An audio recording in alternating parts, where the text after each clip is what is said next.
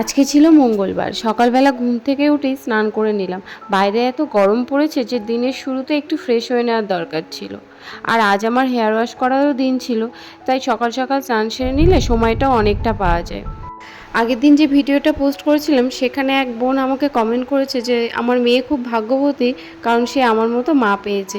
কি বলো তো বোন, আমিও খুব ভাগ্যবতী যে তাকে আমি আমার মেয়ে হিসাবে পেয়েছি। যাই হোক, তোমাকে অনেক ধন্যবাদ। তারপর ভাবলাম বাড়ির কিছু সবজি দিয়ে আজকে সাধারণ কিছু একটা রান্না করব।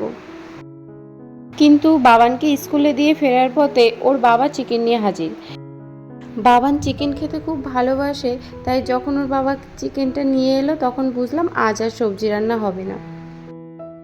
আজ ইচ্ছা ছিল বিরিয়ানি খাওয়ার, কিন্তু এই গরমে রান্নাঘরে দাঁড়িয়ে বিরিয়ানি বানানোর আর সাহস হলো না। তাই বিরিয়ানি খাওয়ার ইচ্ছেটাকে পাশে রেখে সহজ পদ্ধতিতে চিকেন কষা বানানোর সিদ্ধান্ত নিলাম। তারপর শুরু হলো রান্নার পালা।